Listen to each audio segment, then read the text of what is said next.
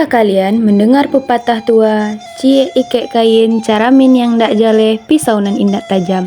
Ini bukan sekadar puisi, tapi gambaran betapa sulitnya menjadi seorang penyembuh tradisional atau dukun kampung di Minangkabau. Hari ini kita akan bicara klinik, kita akan membedah warisan leluhur Minangkabau dan Mentawai, yaitu Ureh nan Ampe, menggunakan kacamata sains modern. Apa hubungannya mitos ular siluman dengan kimia? Bagaimana dedaunan bisa mengajarkan fisika keseimbangan? Dan kenapa ini penting untuk kalian pelajari di kelas IPA SMP?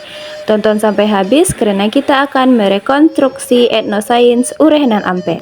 Pertama, mari kita pahami kerangka etnomedisinnya. Sistem kesehatan Minangkabau memandang penyakit dalam dikotomi keseimbangan, mirip dengan humoral patologi Yunani atau Ayurveda India. Penyakit muncul ketika ekuilibrium tubuh terganggu, seringkali dikaitkan dengan suhu atau ketidakseimbangan organ. Secara spesifik, Ureh nan Ampe menargetkan 4 sistem organ vital berdasarkan mitologi si Katimuno yang direkonstruksi menjadi pengetahuan medis. Yang pertama itu ada paru-paru diwakili oleh si Tawa, kedua ada hati diwakili oleh si Dingin, ketiga ada usus halus diwakili oleh si Kumpai, dan keempat itu ada usus besar diwakili oleh si Karau.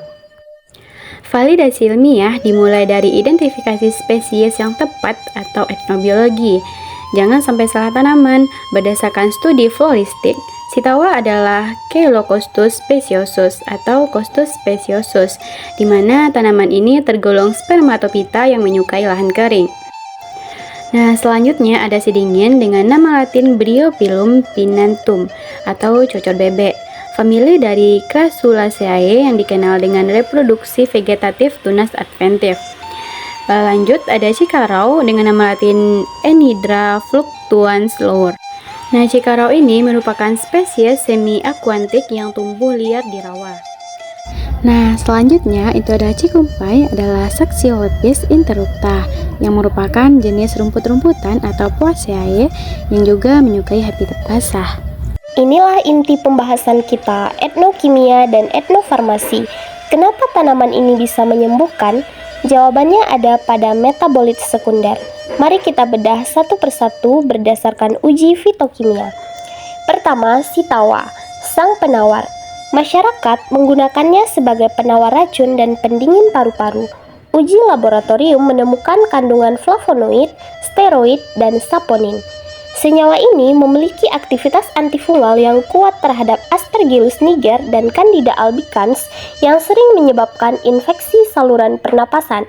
Jadi, fungsi penawar di sini adalah aktivitas antimikroba. Kedua, si Dingin, sang hepatoprotektor, disebut berasal dari hati si Katimuno. Apakah valid? Ekstrak daun ini terbukti bersifat hepatoprotektor atau pelindung hati. Ia menurunkan kadar enzim SGPT dan bilirubin yang menjadi indikator kerusakan hati. Selain itu, flavonoid di dalamnya bekerja sebagai antipiretik atau penurun panas dan sedatif atau penenang, memvalidasi fungsinya sebagai pendingin demam. Ketiga, Cikarau, sang antibakteri, digunakan untuk masalah usus besar. Tanaman ini kaya akan flavonoid dan fenolik. Riset menunjukkan aktivitas antibakteri signifikan melawan bakteri patogen usus seperti Escherichia coli, Salmonella typhi, dan Shigella. Fenoliknya juga bekerja sebagai antioksidan kuat dan analgesik atau pereda nyeri. Keempat, Cikumpai, sang peluruh. Secara etimologi, kumpai berarti menghancurkan atau membuang. Kandungan utama tanaman ini adalah saponin. Saponin dikenal memiliki sifat deterjen alami yang mampu melarutkan lemak dan kolesterol. Studi menunjukkan potensinya dalam pengobatan batu empedu sesuai dengan klaim tradisionalnya sebagai penghancur penyakit di perut. Sains tidak berhenti di kimia. Ada konsep etnofisika yang menarik yaitu termodinamika. Pengobatan si Dingin atau kompres daun bekerja berdasarkan perpindahan kalor. Saat demam, suhu tubuh tinggi, daun si Dingin yang mengandung banyak air dan bersifat sejuk diaplikasikan secara topikal. Terjadi transfer kalor dari tubuh yang memiliki suhu tinggi ke daun yang memiliki suhu rendah untuk mencapai kesetimbangan termal sesuai dengan asas Black. Selain itu, efek evaporasi dari kandungan air daun membantu menurunkan suhu di permukaan kulit. Bagaimana guru IPA mengintegrasikan riset ini? Ini adalah materi emas untuk etnopedagogi di SMP. Yang pertama, klasifikasi makhluk hidup. Siswa diajak mengidentifikasi spermatopita atau tumbuhan berbiji, menggunakan contoh lokal, sitawa dan sidingin. Kedua, pada materi sistem pencernaan dan ekskresi, guru bisa mengaitkannya dengan fungsi hati dan usus, serta bagaimana metabolit sekunder pada tumbuhan seperti saponin pada si kumpai dapat membantu meluruhkan lemak atau batu empedu. Ketiga, di bagian metode ilmiah, siswa diuji untuk membuat hipotesis bagaimana ekstraksi dingin benar-benar menghambat bakteri, dan mereka bisa membuktikannya lewat eksperimen sederhana. Dan terakhir, kearifan lokal. Tujuannya adalah membangun karakter siswa yang menghargai budaya, namun tetap berpikir kritis secara ilmiah.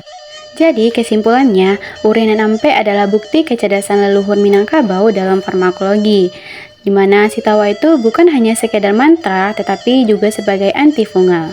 Sidingin bukan sekedar air, tapi sebagai hepatoprotektor. Cikarau adalah antibiotik alami dan cikumpai adalah peluru lemak.